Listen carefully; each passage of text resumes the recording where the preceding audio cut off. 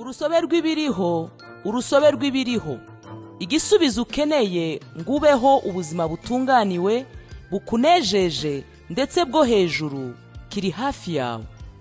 Kurikirana ikiganiro urusobe rw'ibiriho, umenye uko ubaho ubuzima bwawe bwagenwe n'Imana ngo bube ubw'ubwiza n'icyubahiro binyuze mu ijambo ry'Imana.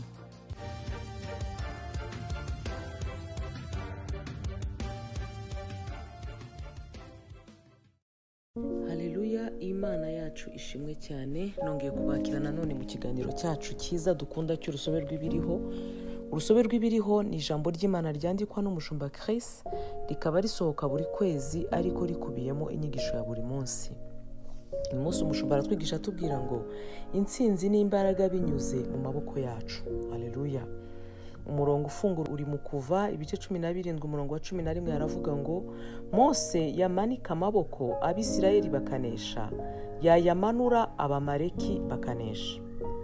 Mu minsi mike iza nzasobanura amayobera amwe ushobora gushyira mu bikorwa ukabona umusaruro ushimishije nk'uko ibyanditswe byera bibitwereka. Ayo mayobera ntashikirwa n'imitekerereze ya muntu, ariko ni ibintu tubona kubwo kwiga ijambo. Urugero mu Kuva ibice 17 umurongo wa 8 kugera kuri 16 hatubwira inkuru nziza cyane igaragaza rimwe muri aya mayobera. Abamaleki bateye Abisirayeli i Refidimu.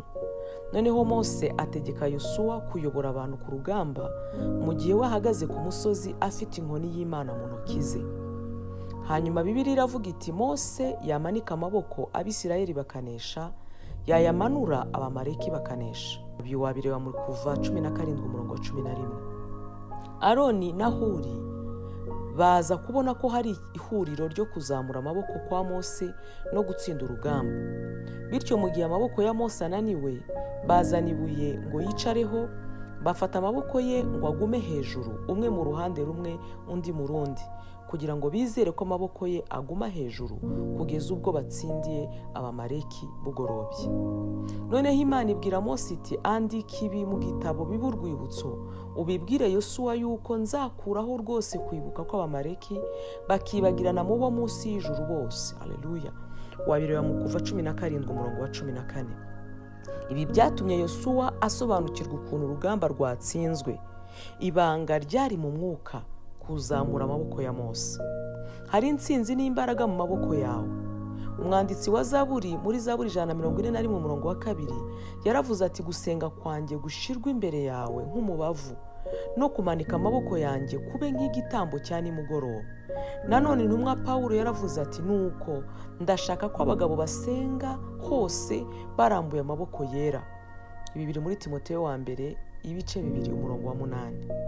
Uzabikore kandi uzabona umusaruro ukomeye n'intsinzi bikomeye mu buzima bwawe, mu bukungu bwawe, mu magara yawe, mu kazi, mu murimo n'ikintu cyose kikureba. Yewe n'ubu zamurira amaboko yawe Imana, nibwo buryo umwuka wera guha intsinzi ikomeza no kubaho uva mu bwiza ujya mu bundi. Imana ishimwe cyane. Reka dufatanyirize hamwe dusenge iri sengesho. Ndavuga maze nawe usubiremo uti Data mwiza, nzamuye amaboko yanjye nkwizeye, wowe uhora undangaje imbere mu ntsinzi ya buri gihe muri Kristo. Amaboko yanjye azamuye ameze nk'igitambo cya nimugoroba. Mfite intsinzi no kunesha ku mwanzi, nta cyabasha kunyitambika imbere, kandi ingorane zose zirasenyuka imbere yanjye mu izina rya Yesu, amen. Haleluya. Mu gucengera iri jambo turasoma amaganya ya Yeremiya ibice 3 umurongo wa 41, Zaburi ibice 63 umurongo wa 4 na Zaburi 141 umurongo wa 2. Haleluya. Imana ishimwe cyane. Nanone niba urimo kumvira ijambo ukaba utarakira Yesu nk'umwami n'umukiza w'ubugingo bwawe, ndagukangurira kubikora muri iri sengesho rigiye gukurikiraho kugira ngo ubashe kubona intsinzi n'imbaraga binyuze mu maboko yawe ubwo tuyazamurira umwami tumuramya kubw'urukundo rwe n'imbabazi ze zihoraho iteka ryose. Murakoze muri umugisha ubwo mubikora, naho ubutaha. Oh haleluya, ndizera ntashidikanya ko wahawe umugisha n'iyi nyigisho, ndetse ukaba unumva wifuza cyane kwegera Imana no kubaho mu migisha yayo. Ariko mwene data, ibyo ntibyashoboka utabanje kwegurira Imana ubuzima bwawe ngo ikuyobore. Haleluya. Niba wumva ari wowe Imana iri kuvugisha binyuze mu ijwi ryanjye, sengana nanjye iri sengesho usubiramo aya magambo uti: Mwami Imana, ndaje mu izina rya Yesu Kristo. Ijambo ryawe riravuga riti,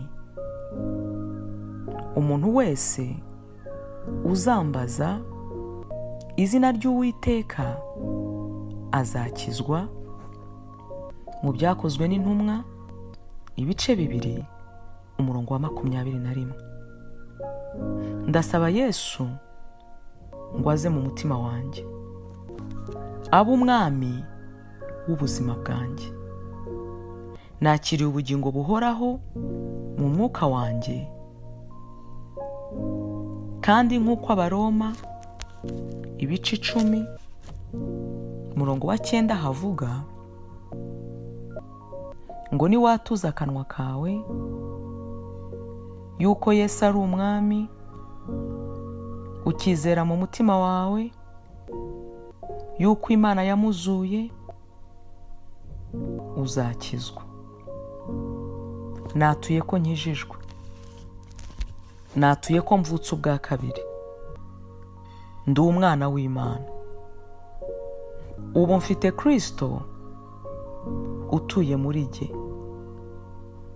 kandi uri muri jye aruta uri mu b'isi. Ubu ndagendera mu gusobanukirwa ubuzima bwanjye bushya muri Kristo Yesu.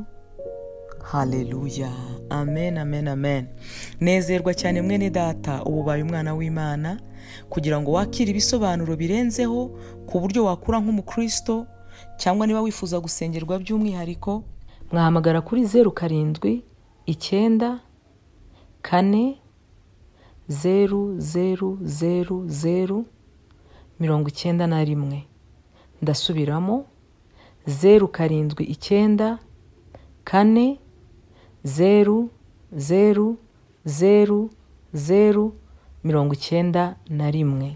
Imana ibaho umugisha, naho ubutaha.